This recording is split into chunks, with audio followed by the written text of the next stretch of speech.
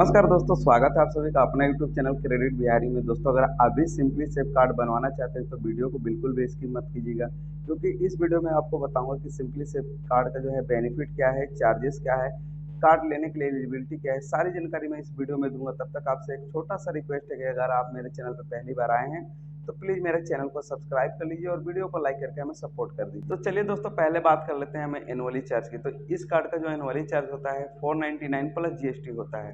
पहले 2 महीने के अंदर में हम अगर जो है 2000 रुपये का कहीं पे भी शॉपिंग कर लेते हैं या कोई ट्रांजैक्शन कर लेते हैं तो हमारा जो है एनुअली चार्ज वेव ऑफ हो जाता है। यानी हमारे जो है कार्ड में 2000 रिवार्ड पॉइंट वेलकम गिफ्ट के तौर पे आ जाते हैं, जिसको हम कहीं पे रिडीम करा के 500 रुपये का कोई भी प्रोडक्ट ले सकते हैं। चलिए दोस्तों, नेक्स्ट ईयर की बात कर ले तो इस कार्ड को अगर पूरे साल में हम 1 लाख रुपये कहीं पे भी स्पेंड कर लेते हैं इस कार्ड से, तो कोई हमारा ईयरली फीस नहीं होता। ईयरली फीस जो है हमारा 1 लाख यूज करने पे वेव ऑफ हो जाता है। पहले बेनिफिट के बारे में बात कर लेते हैं कि अगर हम इस कार्ड से कहीं पे भी रिटेल में यूज करते हैं तो हमें जो है 0.25% का वैल्यू बैक मिलता है। चलिए दोस्तों, अब बात कर लेते हैं नेक्स्ट बेनिफिट के बारे में। तो दोस्तों, इस कार्ड से अगर हम डाइनिंग, मूवी, डिपार्टमेंटल स्टोर और ग्रोसरी पे यूज करते हैं तो एवरी 100 रुपीज़ पे 2.5% का वैल्यू बैक मिलता है। चलिए दोस्तों, अब नेक्स्ट बेनिफिट के बारे में बात कर लेते हैं। तो इस कार्ड से अगर आप डीजल, पेट्रोल, सीएनजी कहीं पे यूज करते हैं फ्यूल पे, तो आपको 1% का जो है फ्यूल सरचार्ज वेव ऑफ होगा।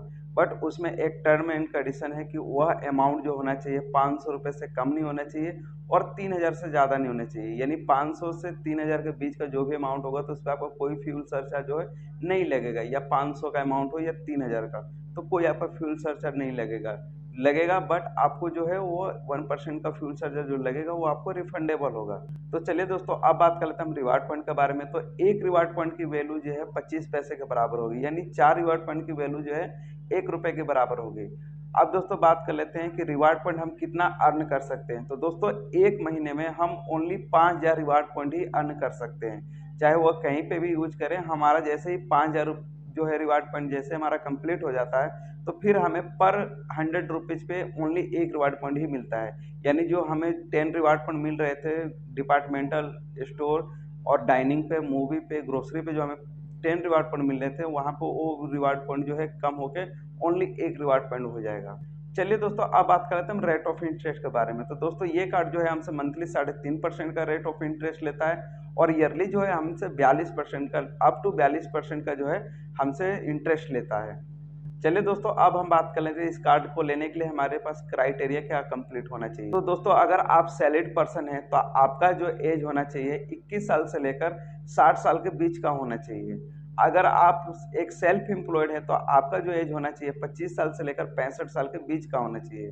अब बात कर लेते हैं सैलरीड पर्सन के लिए रिक्वायर्ड डॉक्यूमेंट क्या चाहिए। अगर दोस्तों, अगर आपके पास किसी बैंक का क्रेडिट कार्ड नहीं है, तो अगर आपका एज जो है 21 साल से लेकर 25 साल की एज है, तो आपका जो इन हैंड सैलरी होना चाहिए, जो अकाउंट में क्रेडिट होता है, वो 20,000 होना चाहिए। अगर आपका एज 25 साल से 30 साल के बीच का है तो आपका जो सैलरी होना चाहिए 25,000 होना चाहिए। अगर आपका एज 30 साल से लेकर 40 साल के बीच का है तो आपका जो सैलरी होना चाहिए 30,000 सैलरी होना चाहिए, जो इन हैंड आपके अकाउंट में होना चाहिए। अब दोस्तों बता देते हैं सेल्फ एम्प्लॉयड के लिए क्या चाहिए। सेल्फ एम्प्लॉयड के लिए आईटीआर जो होना चाहिए 4,80,000 का होना चाहिए और 3 मंथ जो है उसका बैलेंस मेंटेन होना चाहिए। यानी 3 मंथ का बैंक स्टेटमेंट लगेगा जिसमें आपका बैलेंस मेंटेन हो।